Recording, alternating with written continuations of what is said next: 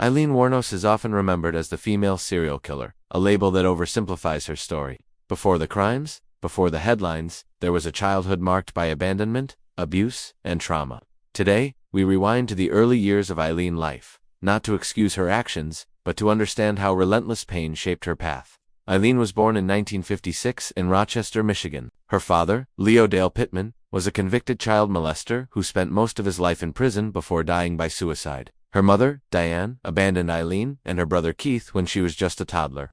The children were left in the care of their grandparents, who were already struggling with alcoholism and instability. This abandonment became the foundation of Aileen's trauma. She grew up believing she was unwanted, disposable. Living with her grandparents did not provide safety. Aileen's grandfather was reportedly violent, physically abusive, and emotionally cruel. He would beat her, humiliate her, and remind her that she was worthless. Her grandmother, struggling with alcoholism, was unable to protect her. This section explores how abuse in the household compounded her sense of isolation. By the age of 11, Aileen was already trading sexual favors for cigarettes and food. This was not rebellion, it was survival. She learned that her body was currency, and that survival meant enduring exploitation. At 14, Aileen became pregnant after being raped by a family friend. Her grandfather forced her to give birth in secrecy, and the baby was placed for adoption. Instead of support, she faced rejection and shame.